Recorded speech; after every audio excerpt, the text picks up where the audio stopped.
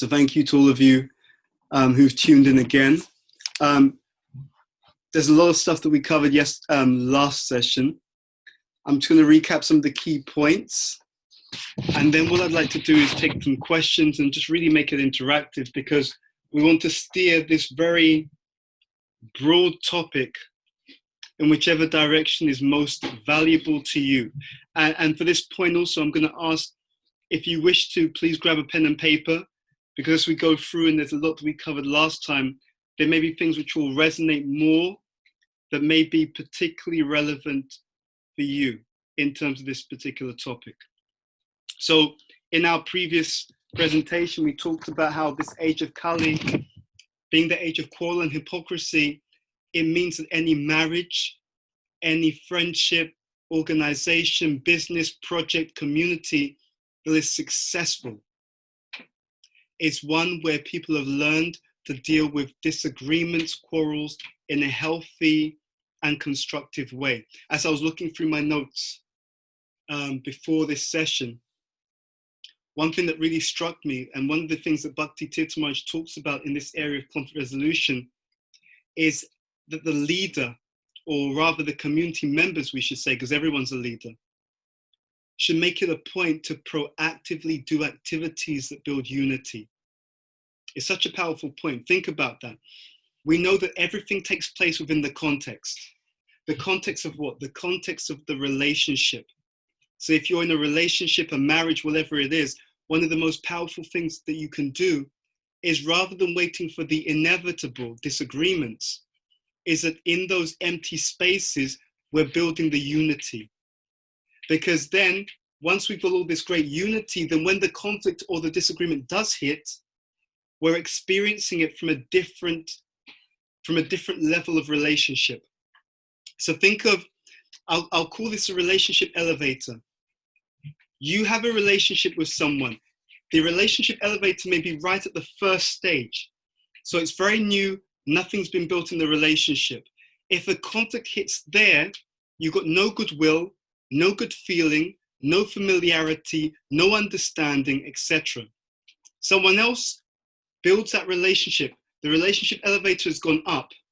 It's much higher now. Now, this higher state, two people have a disagreement, but they have a history of understanding. They have a history of giving. They have a history of caring for one another. They have a history of building a bond, a unity, a sharing. And now, from this higher state of relationship, having invested so much in the relationship bank account already, now when they have a disagreement, it's much easier to resolve. So I'm constantly telling people in community, I'm constantly telling community members, proactive. This is one of the ways in which you can understand people who are natural leaders. The tendency of natural leaders is to be proactive. So there's three states. We can be inactive, we can be reactive, or we can be proactive. Inactivity is the mode of ignorance. Reactivity is the mode of passion. Proactivity is the mode of goodness, where people are creating a healthy context, a healthy interaction, which allows us to deal with any challenges that come along the way in the best possible sense. So that was one point. We talked about going from conflict management to conflict resolution. And conflict resolution has a lot to do with going beyond the win-lose paradigm, to looking at challenges in a different way, and to really trying to understand, the underlying needs. So when people are in a discussion or in a disagreement, we seek first to understand. And what are we trying to understand? We're trying to understand what people are asking for, but also what's beneath that. What are the universal human needs that they are expressing? Because there's two levels of need. One is a secondary need, which is the material level. Okay, I want more money. I want to go first in this particular area. I want to be in charge of this particular project. But you go beyond the secondary needs to the universal human needs that sit beneath that. Okay, I want to be in charge of the project. Why? What does that mean to the person? Okay, if I'm in charge of the project, it means that I have security. Okay, it means that I am being validated. It means I get time and attention. Okay, so that's the underlying point. For someone else, it's like, I want more money. Okay, what does that mean? I want more support. You know, for example, it may be that, you know, I feel that I'm not sufficiently supported, and therefore it creates a sense of instability. So the money for me actually means support. Whatever it is, we're trying to go beyond what's being requested to look at the universal human need that sits beneath that. And that can help us to resolve a conflict. We want to also transform conflicts by trying to understand, when I get too disturbed by another person's behavior, what is it showing about that same potential trait that I may have within myself? So a lot of conflict, a lot of being triggered, right? We talk about this a lot in the modern world, that people are easily triggered. It has a lot to do with what we call the shadow. It has a lot to do with certain things about ourselves that we disown. And Krishna often allows us to really understand, no, the thing that's disturbing you in another person is an aspect of yourself that you do not recognize, or that you tend to, let's say, reject or hide away from. So some people, some of us, we're very controlling, but we hate being controlled by other people. But the reason why we're so triggered by other people trying to control us is because we don't recognize our own controlling tendency. And when these things come up, what we're meant to do is to compassionately recognize the same trait within ourselves and to bring it into harmonious balance. You know, so sometimes Krishna will arrange for us to be in certain conflicts because he wants us to understand certain aspects of ourselves that we tend to deny. Very, very important point. And you'll see in many cases, I've seen in my own life, when we start to recognize that and integrate that, then we won't have the same triggered response.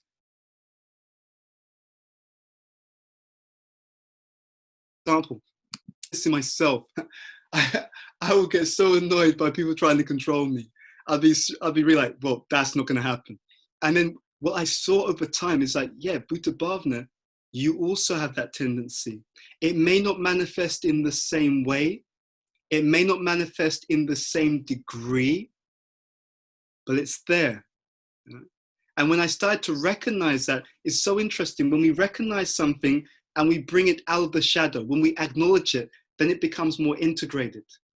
Because then, rather than it being controlling, it's being protective. You see, so the same quality, when it's disassociated, when it's denied, it comes out in its kind of more protracted or more exaggerated form.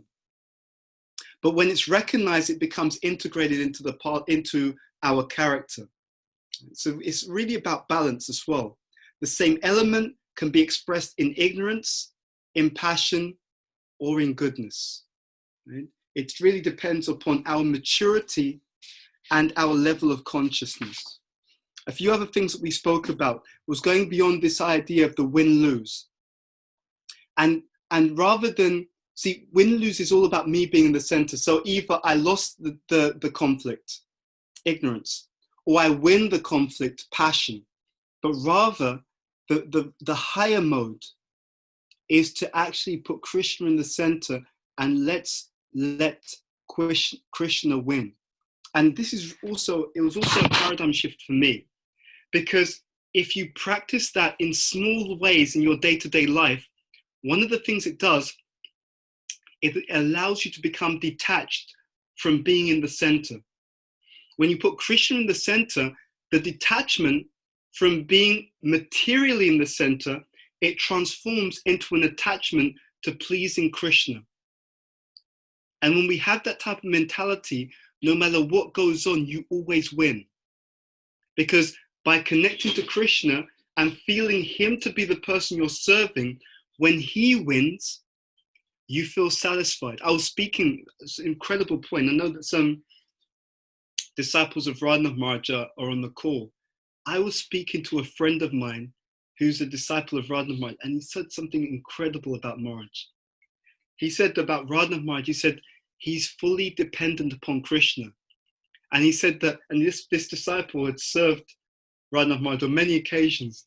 He said that because Radha Maharaj is fully dependent upon Krishna, therefore, he said miracles always are happening around him. And I thought this was such an incredible point. Because in Kali Yuga, you have to give people a reason to have that mentality of putting Krishna in the center. Otherwise, a conflict comes up, it's like, well, I want this. And then the other person, I want that. And then it becomes two egos clashing. But if we practice that mentality, it has to be practiced. It doesn't happen overnight. It doesn't just happen because you want it to happen. But as in the example of such exalted personalities, when we practice putting Krishna in the center, our satisfaction becomes seeing his agenda go forward. And when that happens, one of the symptoms is that miracles start to happen more and more because we've become fully dependent, and that full dependence is based upon trying to see what does Krishna want. And in Bhakti, or in commentaries to Bhakti Rasamrita Sindhu, it is explained by the Goswamis that when we say putting Krishna in the center, we also mean guru and devotees, because Krishna is never alone. So he's there with guru. So if we think about what would please the spiritual master, if we think about what would be pleasing to the Vaishnavas, we're cultivating literally the similar mentality. And it allows us to move out of this material conflict paradigm. Okay, so just a few other points on this, and then we'll open up for some of the questions. Another key point is, and this is linked, is that we're really trying to understand ultimately, what does Krishna want me to learn? So the first thing is, what does Krishna want me to learn? Second thing is, what does Krishna want me to do? And if we do that, and I've seen this in my own life, something incredible happens. Because even your so-called defeat is your victory. So what do I mean by this? Sometimes Krishna will put us into conflicts because he has a better situation, a better outcome, a better paradigm that he wants us to move into, right? So therefore, he'll arrange sometimes for one door to close so that we will take the other path, which is going to bring us closer to him. So conflicts in this mentality are not bad. It's part of the journey towards a deeper connection and a deeper surrender to Krishna. Okay, so it's really, really important to understand that particular point as well. And to resolve conflicts, therefore, it requires us to do internal work. People who are unhappy and people who are materially attached are guaranteed that no matter what happens in life, A, because of their unhappiness, they'll be frustrated, and B, because of their material attachments, they'll get into conflict. You see? So as long as we have material attachments and we do not have a deeper paradigm of fulfillment in life, we're always going to be in conflict. I remember giving a presentation. It was part of Chandramouli Maharaj's disciples retreat online. And I was talking about what we call the economics of kirtan. Because if we don't have a deeper level of fulfillment internally, then we're going to be forced to get into conflicts about the limited external resources. You see, if I'm not more deeply satisfied inside, then of course we're going to argue over externals. It's unavoidable.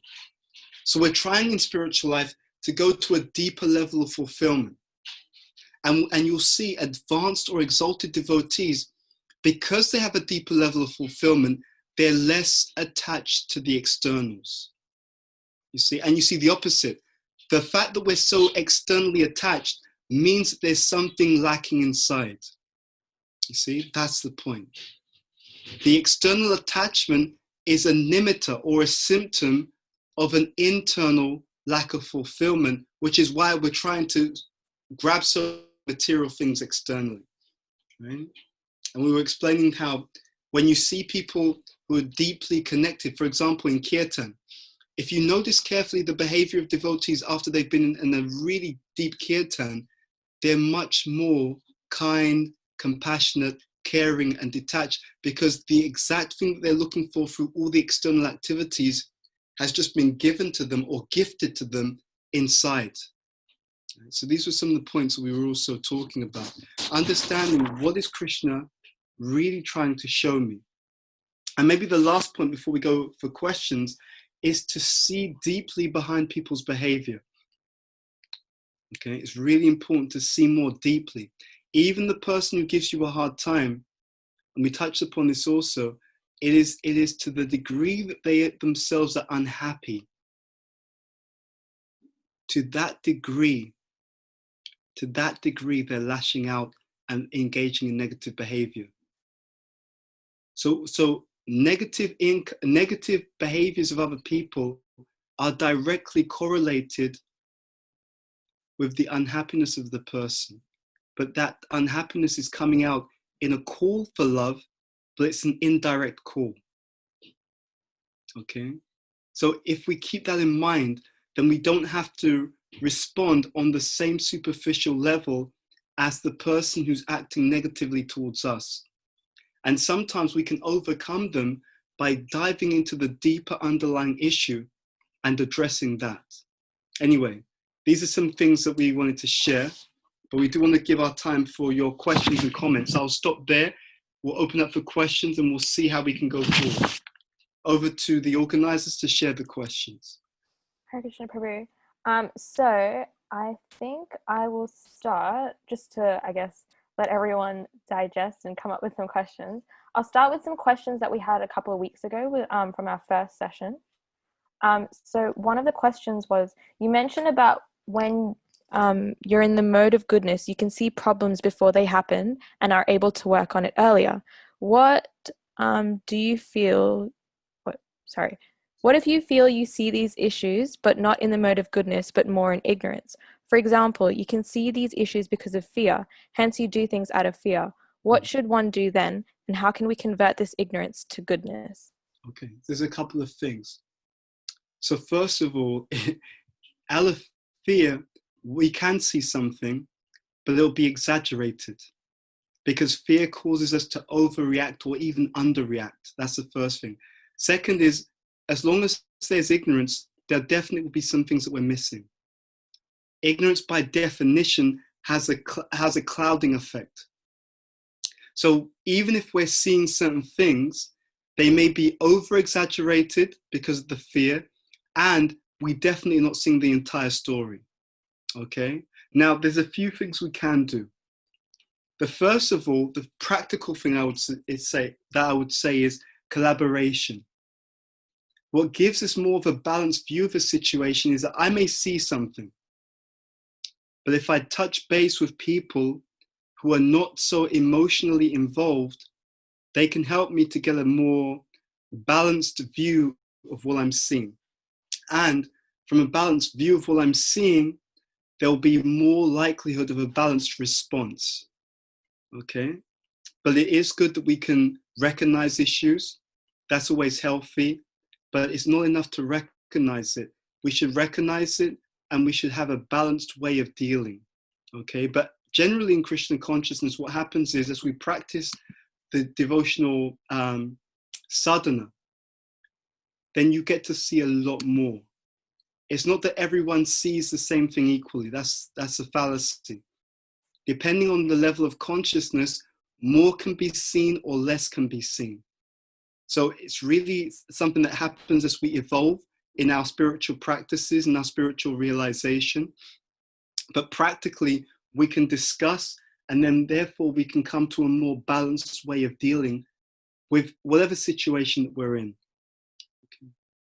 So I hope that gives some food for thought in this area. Thank you, Prabhu. So the next question we have is, the biggest conflict I face is that I struggle to keep myself occupied. How do I get over this? At times, I'm my worst enemy. I tend to get bored quickly. Okay. Then Prabhupada said in one letter, I think it was letter to temple presidents or leaders, he talked about the devotees having fresh challenge. Now, what tends to happen is we all have an unconscious bias. So it may be the case that we get bored easily, and we may be our own worst enemy in that we're keeping ourselves busy, but we're keeping ourselves busy with something that's not stretching sufficiently for us. So what you can do is actually take some guidance by other people. In other words, if you want to make sure that you're not bored, if you want to make sure that you're challenged sufficiently, then don't just set yourself the challenge. Explain your situation to other people and let them set use, or at least negotiate with you, assignments which will really be sufficiently stimulating, right? So then it's not just, okay, I'm bored, I'm going to do this, but I've done it before, I'm bored. No, let someone else, because that becomes a wild card. Because then you're not fully sure of what's going to come up. Because it's not just your idea of what you want to do, but you've had a negotiation. Or even better, someone that you trust, who's more mature than you, and who has an understanding of what kind of person you are and your journey so far. Let them set you a challenge. I guarantee you that way you won't be bored. Because it's no longer your idea. It's no longer what you're thinking up for yourself. You've got the wild card coming into your life now. Okay. Thank you, Prabhu. The next question we have is, you mentioned sometimes one door will close because Krishna wants us to move into a different direction. How do we know if Krishna wants us to move in a direction or to keep trying at something? The general principle is that you first of all try your best to move the situation forward, okay? But you do that along with humility. That's absolutely key, because humility opens you up to guidance. You do that in association, so you discuss the idea. So first of all, you don't give up. You try your best in the situation you're in. Second, you cultivate a mood of humility and devotion. Third, to make sure that your mind doesn't become the guru, you're in communication with others to try to understand, what does Krishna want of me in this situation? And the last one is prayer. You have a prayerful mood. If your orientation is not external, if your orientation is primarily, Krishna, what do you want, rather than how can I get this for me, you'll see miracles happen. I remember, and he said this on more than one occasion, my spiritual master said, how do you know what Krishna wants? He said, no problem. Just do the very best that you're doing in any service with devotion. And this is the key thing, with devotion, and Krishna will organically make the arrangement. So what happens is this. In the modern world, they have what they call heat-seeking missiles. So there may be an enemy base where they're creating some kind of negative artillery, and that negative artillery they're creating is using technology which is emitting a heat. So the opposing army will program the missile, a heat-seeking missile, and it will seek out, it will be able to pick up what's going on in that location and destroy it. Now, for heat, read devotion. If you perform devotional service with a devotional mentality, you're actually trying to please Krishna, he'll be attracted to what you're doing. He'll be attracted to your project, your service, your activities. And because the essence of all service is devotion, because you did it to please him, he will come. He will come to you, and he'll come to your situation. He'll pick you up and he'll move you forward back to the spiritual world, closer to him. He'll take you to Goloka Vrindavan. But that only happens if you're doing your service with devotion. If you're doing it for your own sense gratification, to that degree, he doesn't necessarily get involved. He's interested in devotion. So when you do service with devotion to please him, and for pleasing Krishna, it can also be pleasing Guru, pleasing the devotees. If you do it with that mentality of pleasing Krishna, the spiritual master, the devotees, you will see miracles happen constantly in your spiritual life. And that's how you will inevitably be moved to where Krishna wants you to go. Okay. Wow, thank you, Prabhu. The next question we have says, sometimes we see in a service that there is potential for a couple of people on the team to clash due to previous personal experiences. What can someone do to make the service more smooth and at the same time not diminish the service opportunity that Krishna gave them? Okay, so if you can see that some people are going to clash, there's a few things you can do. Bhaktisiddhanta Saraswati Thakur, he would see that when devotees had some kind of conflict or disagreement, he would bring them together and ask them, now explain what is good about this particular person, right? So one of the things that you can do is facilitate each person who may have a potential to clash. You can preempt that and build up the narrative positively about the person they may clash with. Sometimes the clashing is because they have different values, different natures, right? So for example, yeah, let's get into it.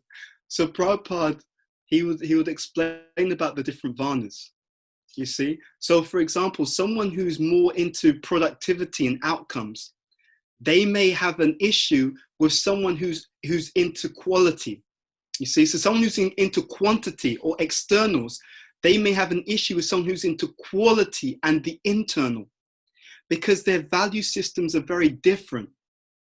Now, as they mature, then you get the real understanding of Varnashram, because it's complementary, right? So for example, the Brahmanas will be strategic, they'll be the thinkers, right? Then you may have, let's say, another group who are more the doers.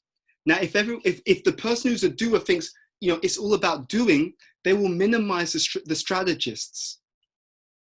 And if the person who's a strategist, I think it's all about the quality of it, they'll minimize the people who are into the external quantity. But if we become more mature, then actually it's rather, what does Krishna want this, what is this person's God-given talent?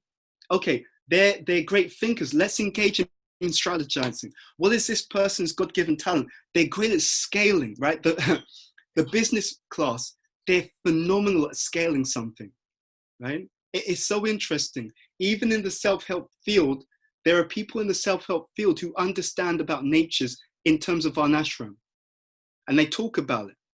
So it's rather than pulling ourselves in the center and thinking, why doesn't this person do what I want? The proper understanding is, what does Krishna want of them, and how do I help them to do what Krishna wants of them? But it requires us to take ourselves out of the center. And that mood, interestingly enough, of taking ourselves out of the center, it leads to empowerment. Because as long as one is in the center, one blocks Krishna's mercy. But when one becomes selfless, to that extent, they can be empowered, right? But so it's that kind of way of looking at things. And these values, by the way, and this is a fallacy that they have in the modern world. In the modern world, they think that you can just make everyone have a certain kind of value. You can't. Values are inherent to the person's nature. It doesn't change. It's inherent, because the nature is a series of deeply embedded samskars at a very deep level of the consciousness. So natures don't change, they become purified. So one of the things that, so because for many years we've done leadership training and development. One of the reasons why in the corporate sphere, they do a lot around team building and understanding personality types, is because then you can understand the value system of another person and their natural tendencies. You see, that's how it really works. So one of the things you can do in relation to people who have a potential conflict, help them to understand one another early, right? If you're in a Krishna conscious project or a community, help the members of the community to understand the natures of the other people. Don't just let them come across it by accident, because unfortunately, most of us, we're unconsciously selfish and self-centered, and we don't even know it. So therefore, we'll always come to the point where we'll say, why can't they be more like this? I remember I was thinking about one devotee, and for many years, I think he's improved actually, to be fair. But for many years, he would talk about how he's always stretching himself and going outside of his comfort zone. And it was incredible because I saw he meant it sincerely, right? About going outside of his comfort zone. But all he did, he was into management and he would just do more big management projects. And I realized he had an unconscious bias. If he was really talking about going outside of his comfort zone, he would stop management altogether and just engage in something like counseling. You see, because you can see the difference. It's like, he was saying he was going outside of his comfort zone, but all he was doing is doing a more large-scale management project. But to go outside of his comfort zone, he'd have to give that up completely and do something completely different, right? So let's say you like managing big projects and getting big things done. Okay, for the next 2 years, you're going to be cooking in the temple room, right? You're going to be cooking or you can be doing pujari service. No management whatsoever. That's going outside of your comfort zone. So many people talk about it, but they don't really do it because they have an unconscious bias. And that happens for all of us. When we are at higher levels of spiritual life, then people can really change. But usually it doesn't happen. Usually we have our attachments and we call it one thing, but it's often something else. So these are just some of the things we have to consider. If people have conflicts, why do they have conflicts? What are we not appreciating about the other? And you also see this in marriage, right? It is the case that there are differences, natural differences in gender. And if we don't understand and appreciate those differences, then we can't be complementary. There are many people who have issues in their marriage because they spent their whole 10, 20 years trying to make the other person different to their actual nature. It doesn't work. And then after 10, 20 years, then they realize, no, the way this person is, it's inherent. and it doesn't matter how much you tell them to change, they can't change it. And you know why? You can't change them because they can't change themselves. A person can't change their own nature. They can purify it. And these are some of the things that we need to learn. Okay. Any other questions or comments? Thank you, Prabhu. Yes. The next question we have says, how do we go about accepting that a close friend or family member is moving on in their life and the strong relationship you once had that meant a lot to you will not be the same? The first thing that comes to my mind, you have to be sure that that's the case. No, okay, I got it. There's no need for it to be the same. In fact, you shouldn't want your relationships to be the same. They should be progressive. If your relationship with someone is the same, meaning that you and the other person have not grown, there's something wrong. Okay? So you should not want the relationships to be the same, but you should want the relationships to be progressive. So something can be different and different in a regressive way, right? So the relationships aren't the same because now this person is no longer interested in Krishna consciousness.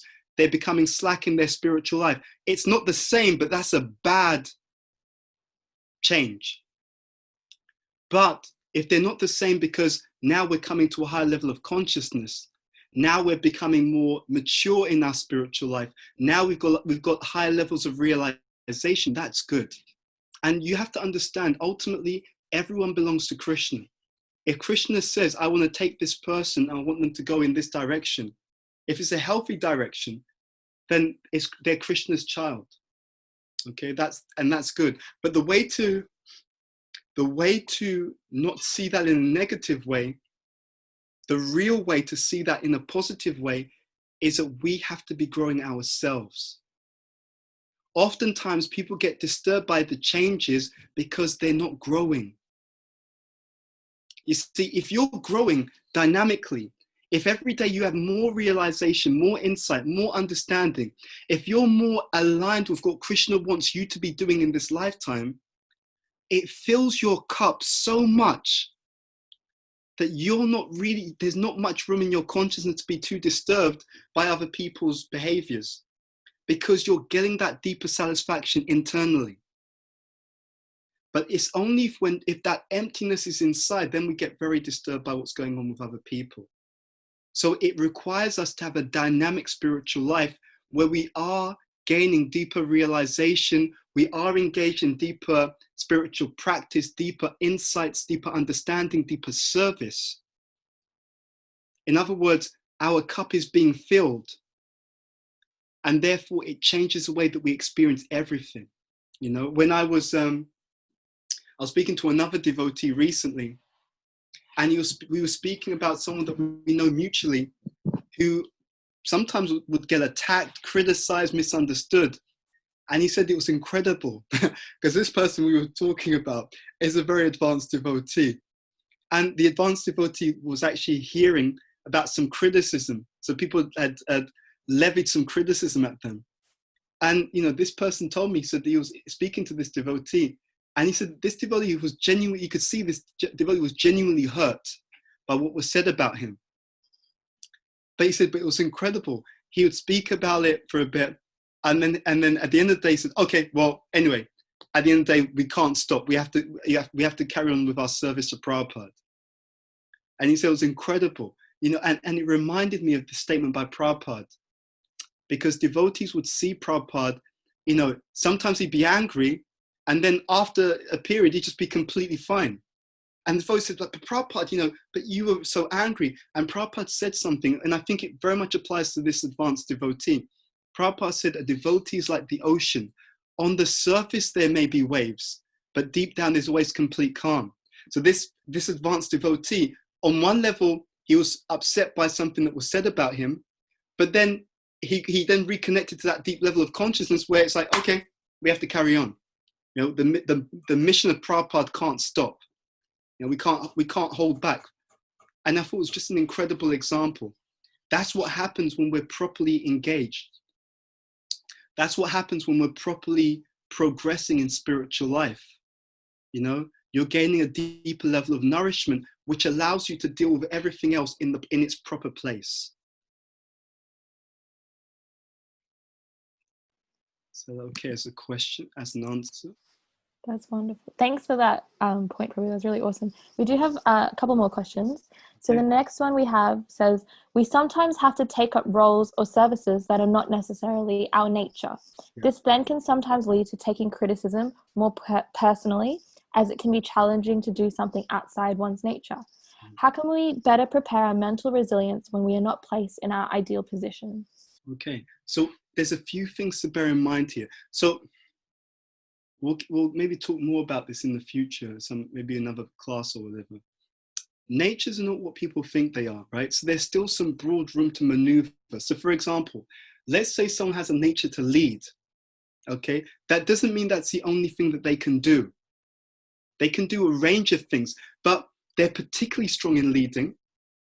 And the other thing about natures is people can do a range of things, but they'll do it in the way that works for their character.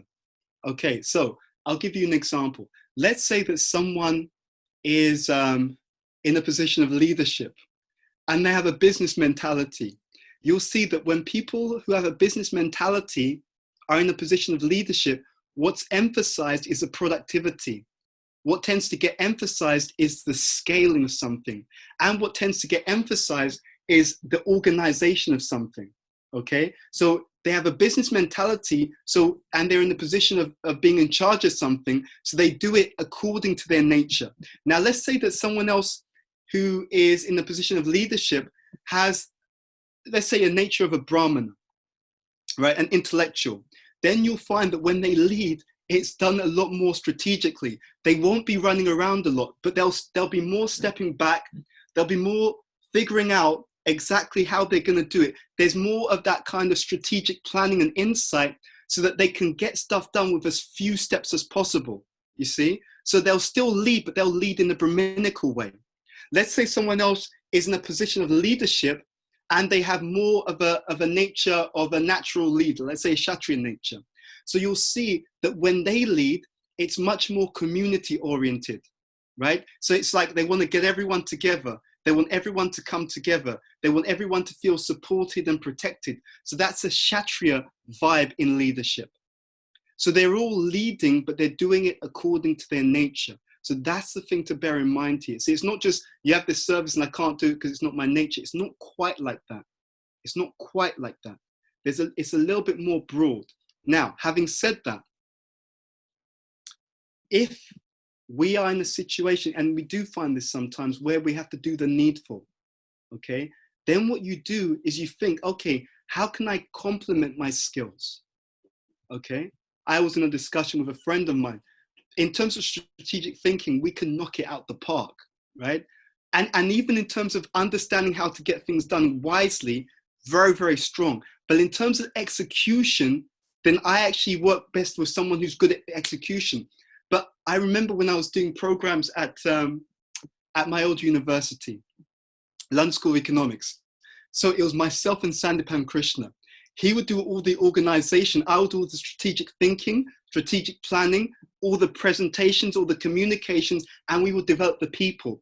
It was like dynamite. That year, I mean, some devotees who are still around, many of the devotees, actually all of them, people who are here in other countries, and they're devotees to this day. And they're doing tremendous service. It was a great combination. So you can do this practically by complementariness. So a leader or a service is generally not done by oneself. So it's all about your team. It's all about making sure that collectively you have the right skills and the right people to make something happen nicely for Srila Prabhupada. But I would emphasize to all of you, above and beyond all the externals, is devotion, right? This is really important. You will be shocked to see how if you can get the blessings of pure devotees, and if you can be very sincere in your Krishna consciousness yourself, and again, my spiritual master said this, and I can find the class if anyone wants to hear it. He said, we want to be competent. We do want to be competent because we don't want to give Krishna the service. But you know what? Even if you're not so competent, but you've got a lot of devotion, you're sincerely trying to serve to please Krishna, even if you're not so competent, Krishna himself will eventually put everything into place. It really does work like that. So I don't want to minimize the point of devotion or the point of competence, right? There's a connection between the two. What is the connection? The connection is simply this. If I'm really trying to please Krishna, then I will also be willing to whatever extent that I can, put the things into place that allows me to serve him nicely. Do you see the point? There's a hierarchy there. If I'm devotional, if I'm sincerely trying to please Krishna, it will also bleed into me trying to do the activities practically or arrange for the activities practically with as much competence as I can, right? You sometimes get this confusion. You get some devotees, I'm just devotional. I just want to please Krishna. Okay, and yeah, I'm not gonna be competent. It's not about the skills. It's just about trying to please Krishna from the heart. Yeah, but if you wanted to please Krishna, you would try to organize nicely to please Krishna. Okay, so that's one extreme. Or the other side, it's all about, I've got a plan, I've got the latest techniques, I've got like a 5-point plan. Okay, but there's no devotion there. So then it may or may not actually end up pleasing Krishna, because we have to remember Krishna doesn't need anything, right? He wants our devotion, but there's a connection. If I truly want to please Krishna, it then means practically that I will try my best to put all those things in place in order to please him. And the example that I heard in a class by my mentor, by my spiritual master, he said, it's just like if you were at work. And he said, no, he gave this example. He said, you want to travel to another country, right? You really want to visit that other country. If you're serious about traveling to that other country, you will make sure your passport's up to date. You'll pay for your fare. You'll make sure you get to the airport on time. It's not that, I just really want to be in that other country, but I'm not prepared to do anything. There's a natural connection. So it all boils down to this. Do your very best with devotion, right? With devotion means you're trying to do it for Krishna. Your very best means you try and build all those competencies that you can. Do the best, very best you can with whatever limitations that you have, and take it forward from there. Awesome. Thank you so much, Prabhu. We have another question. I guess this is to do a lot more with like internal conflict, but it says, if your old lifestyle contradicts what you want your new Krishna conscious lifestyle to be like, how do you maintain friendships with friends from your old lifestyle and help them understand the new route you want to take? Wow, it's a very good question. And I'm going to share with you what comes into my heart. You see, what many people don't do in life is grow. If you're becoming more Krishna conscious and you're growing, you're literally developing yourself as a spiritual person. Now, the question is, how will those people feel about being with you, Mark 2, right? So let's say that the more material side was Mark 1, right? Model 1. And now you're trying to become a more spiritual person. You're trying to evolve and grow. You don't have to put it in everyone's face, but if you're being that person, and if they really are happy to be with you, then interact with them as you are. You know, sometimes that works. Sometimes where it tends to work is where you're around people who are secure in who they are and who have similar values, right? Meaning that they may or may not be spiritual, but they're cultured, they're mature, they're respectful, you know, they tend to be pious. So you being a more spiritual version of yourself, it's fine. What tends to be difficult is when you're growing and you've got these higher values and you're around people who are more materialistic, more self-centered, more impious, because then it starts to cause a grating, right? Because when you're there, and many of us have seen it, right? You no longer eat meat and they're upset, they're disturbed, oh, you know, she's being vegetarian again. You know, it's not live and let live. It's like, you know, they're disturbed just because you're doing things in a different way, which implies that there's a better way of being. And if that's the case, then you have to question, are they going to be friends with the real you, with the you Mark II, the you who's evolving, right? Or is it that they get disturbed by your growth, by your development, you know? So you have to see. But what you don't want to do, and this is where people often fall down, what you don't want to do is deny the person you're becoming, you know? Because if you do that, what happens is you don't give them the chance to be the friend of who you really are, but rather they end up being friends with the person that they want you to be, and that's usually the person that you used to be. And in that case, what tends to happen, I've seen this happen, is people tend to become resentful.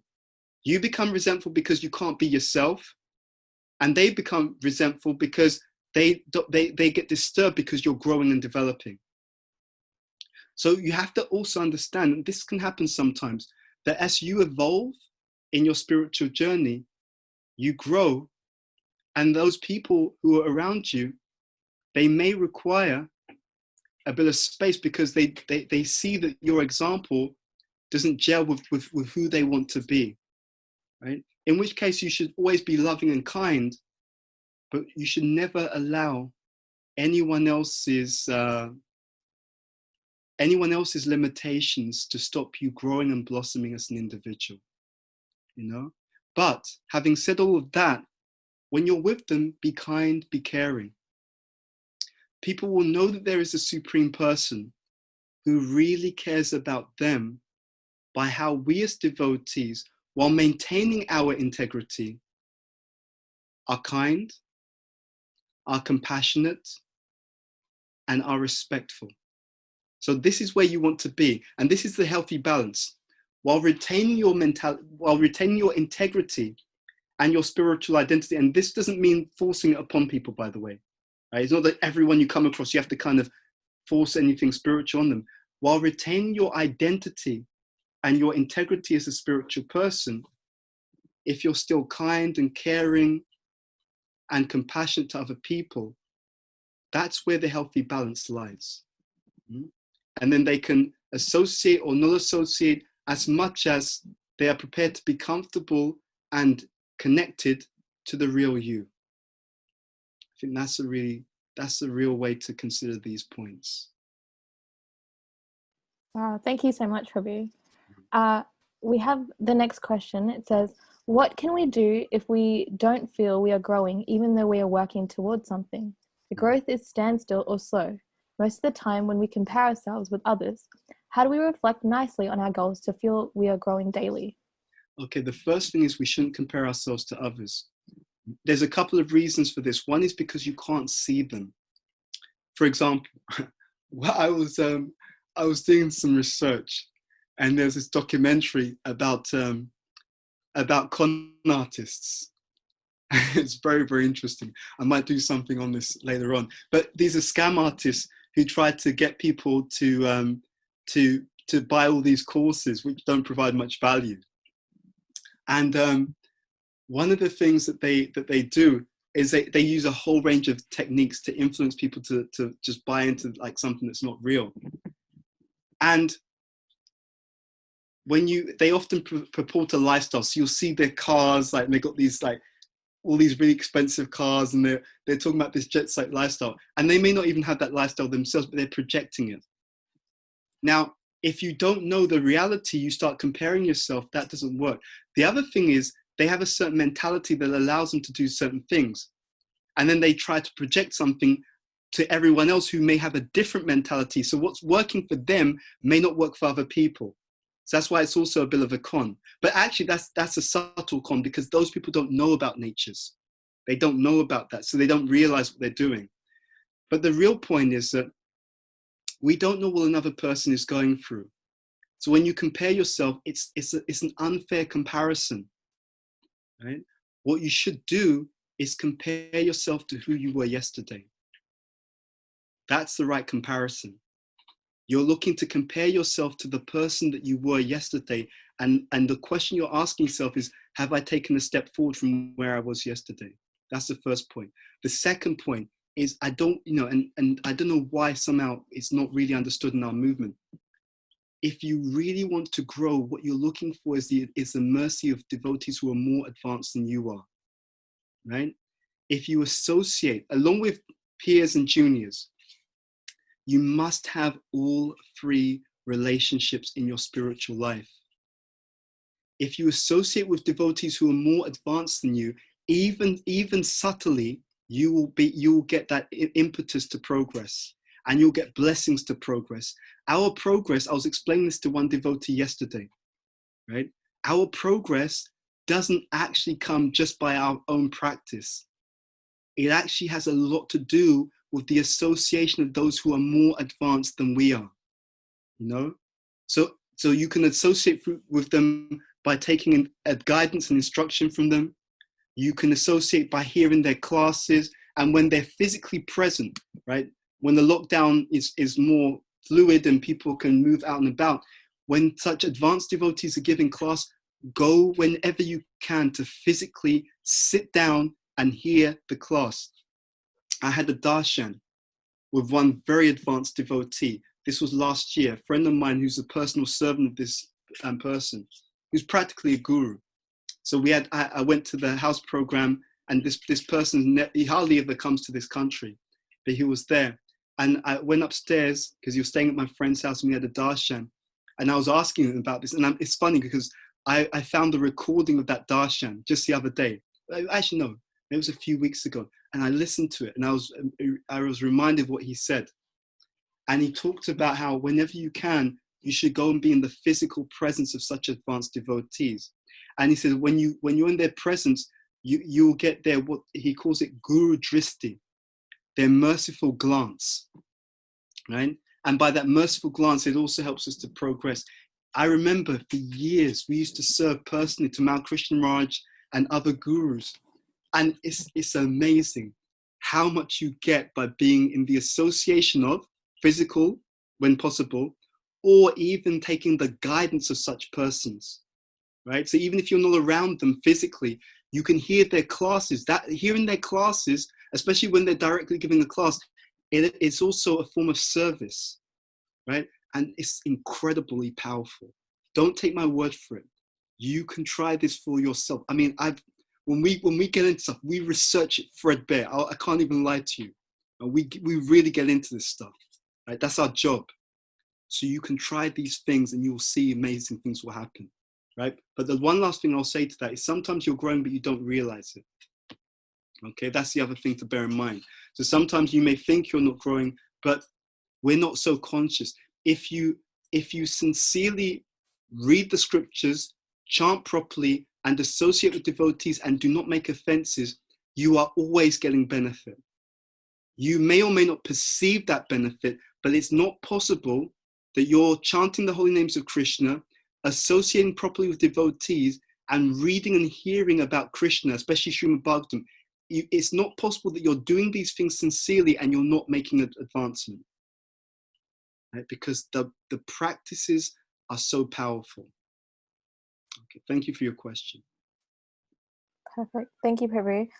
We do have just one more question, if that's okay with you, Prabhu. We'll just go a little bit over time. For everyone else who does need to leave at 7, this is being recorded, so don't worry, there is a platform for you to catch up afterwards. So the last question that I have, unless anyone else decides to ask any last minute, is we can place people on an unrealistic pedestal, especially when we are new into a community. How can we protect these individuals so they can avoid future disappointments or even conflicts through this mindset? We should teach them the truth. We should teach them what Prabhupada actually said. I'll be honest, it's always shocking how few devotees really understand our teachings. And I'm telling you, it's like a bulletproof vest. It will protect you so much. I'll give one simple example to relate to what you're saying. Prabhupada, you can find this letter. These are letters from Prabhupada. He explains that the movement's like a hospital, right?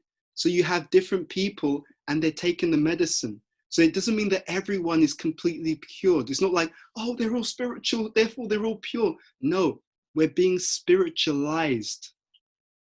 And that spiritual process, it's not just how well they're taking the medicine now, it's how well they've taken the medicine in previous lives. So you can meet someone who's been around a long time and their behavior is not very good, right? This could be their first lifetime in Krishna consciousness, and they may have had a very materialistic previous life. You can meet someone else and they're new and they're just effulgent, wonderful characters and they're deeply spiritual. Yeah, because they've been a spiritual person for many, many lifetimes. So we should not be in the illusion that everyone who's in Krishna consciousness is a saint. No. Prabhupada distinctly says that's not true. In fact, I mean, I won't even go into some of the things he said. I was about to get into. There's some other things that Prabhupada said about even people who can be in Krishna consciousness, which are heavy. And that's in our teachings. What we often do wrong is we bring our materialistic misconception into spiritual life. So we have our idea of what it means to be spiritual. And then because we're not in touch with the teachings, therefore we're shocked when we get something that we didn't expect. But it's the expectation that we brought in that was wrong. You see, that's what we're doing wrong. We come in with the wrong expectations. So as a default, and this is what we should teach those who are new, we shouldn't wait for them to have that disappointment because it will come. We should teach them early, don't expect everyone to be pure. Don't expect everyone to be pious, right? Everyone's coming in with different levels of spiritual credits from the previous life. For some people, it's their first life in Christian consciousness. So they've been around, but it's their first life. For someone else, they're new and it's their 100th life in Krishna consciousness. So we should use our common sense, even in the association of Vaishnavas. We should respect everyone, but we should be wise, humble, and take guidance from good association. You know? And I would say one other thing. For those who are more mature, you should consciously reach out to those who are new and give them shelter, right? Especially if you see them getting swayed by association which may not be so healthy because they're innocent, they're naive. You should give them a steer. You may not go into the whole kind of political history of a person. I'm not saying you should do that necessarily because that can cause an issue as well. But you see, okay, they're kind of getting under that kind of guidance from someone who may not be as healthy. Okay, let me take them under our wing, or let me guide them towards more healthy association, right? Proactively, okay? But teach them what you should think, what did I wish I was taught when I first came to Krishna consciousness? That's the lesson that you should be teaching other people. Perfect. Thank you, Prabhu. I just thought we do have one last question. I thought this would be a nice one to end on, but it says, have you seen any miracles in your spiritual life, and would you be happy to share them? Ooh, yeah, we've seen, but we're not. It's like, no, it's not. I'm not. Yeah, let me think. Is there anything we can share?